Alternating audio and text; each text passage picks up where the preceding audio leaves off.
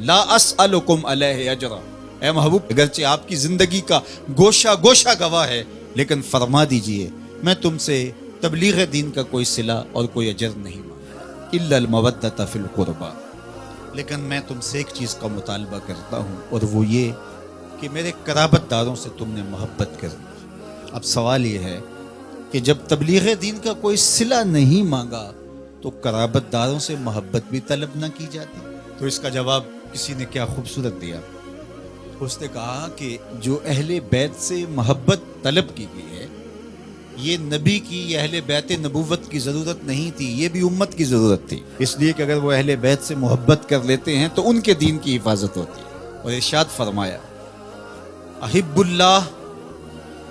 لما یغزو من نعمہ، اللہ سے محبت کرو اس لیے کہ وہ تمہیں طرح طرح کی نعمتیں عطا کرتا، اس کا حق ہے تم اس سے پیار کرو۔ پھر فرمایا وَأَحِبُّونِي بِحُبِّ اللَّهِ، اور میرے سے پیار کرو میں تمہارے رب کا بھی محبوب ہوں۔ اور تیسری بات فرمائی وَأَحِبُّ أَهْلَ بَيْتِي لِحُبِّي، اور میرے اہل بیت سے میری وجہ سے پیار کرو کہ وہ میرے اہل بیت ہے، میری اطاعت ہے، ان سے پیار کرو۔ فرمایا میں تمہارے اندر دو بھاری چیزیں چھوڑ کے جا رہا ہوں، اس امت کو لاوارث چھوڑ کر نہیں گئے حضور، دو بھاری چیزیں چھوڑ کے جا رہا ہوں۔ اولہما، ان میں سے پہلی چیز کتاب اللہ، اللہ کی کتاب، فیہ الہدی والنور فخذوا بکتاب اللہ واستمسکوا بہ، فرمایا اللہ کی کتاب ہے جس میں ہدایت ہے، جس میں روشنی ہے، جس میں اجالے ہے، تمہاری زندگی کو اجال دے گی یہ کتاب، اس کو مضبوطی سے پکڑ لو، چھوڑنا نہیں۔ ابھارا، اس پہ ترغیب دی۔ پھر فرمایا وَأَهْلُ بَيْتِي، اور میرے اہل بیت، اور تین مرتبہ فرمایا اذکرکم اللہ فی اہل بیتی، اذکرکم اللہ فی اہل بیتی، اذکرکم اللہ فی اہل بیتی۔ صحیح مسلم کی روایت ہے، میں اپنے اہل بیت کے حوالے سے تمہیں اللہ سے ڈراتا ہوں، میرے اہل بیت کے معاملے میں کوتاہی کا ارتکاب نہ کرنا۔ اچھا میں آپ سے پوچھتا ہوں، جب قرآن مجید موجود ہے تو پھر کیا ضرورت تھی اہل بیت کے دامن کو تھامنے کی، تلقین کرنے؟ ایک سوال کھڑا ہوتا ہے، کیا کتاب ہماری ضرورتوں کی کفیل نہیں، ہمارے دکھوں کا مداوا نہیں، ہمارے درد کا درماں اور ہمارے امراض کا علاج نہیں؟ جب قرآن اتنا کافی ہے، اتنا وافی ہے، ضرورتوں کا اتنا کفیل ہے، تو پھر اہل بیت کے دامن کو تھامنے کی تلقین کیوں؟ تو اس کا جواب یہ ہے، ایک ہوتا ہے علم، ایک ہوتی ہے اس کی عملی مشق،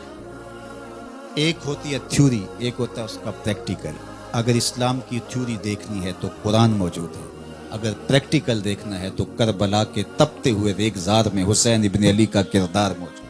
دونوں کے دامن کو مضبوطی سے تھام لو، اور فرمایا کہ اگر تم ان دونوں کے دامن پکڑ لیتے ہو، میں محمد ضمانت دیتا ہوں صلی اللہ علیہ وسلم کہ تم گمراہ نہیں ہوگے۔ یار میرے حضور نے تو ضمانت دی کہ ان کو تھام لو تو تم گمراہ نہیں ہوگے، ہم 73 گروہوں میں بٹ گئے، فرقہ فرقہ ہو گئے، میرے حضور نے تو ضمانت دی تھی کہ تم تھام لو گے تو گمراہ نہیں ہوگے، ہم گمراہ کیسے ہو گئے؟ تو صاحب گمراہ اس لیے ہوئے، کسی نے قرآن کو چھوڑ دیا، کسی نے اہل بیت نبوت کے دامن کو چھوڑ دیا، کسی نے قرآن ہاتھ میں اٹھا کر کے دہائی دی یہ قرآن ہے،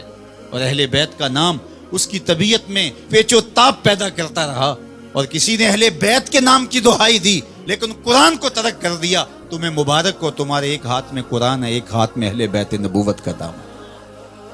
دونوں کے دامن کو تھام لو گے تو تم کامیاب اور بامراد ہوگے۔ اور کہا یہ دونوں الگ بھی کبھی نہیں ہوں گے، تم دیکھ لو گے قرآن سینے کے اندر ہوگا، حسین سینے کے اوپر ہوگا، تم دیکھ لو گے کہ حسین کا سر نوکے نیزہ پہ ہوگا، قرآن وہاں بھی حسین سے جڑا ہوا دکھائی دے۔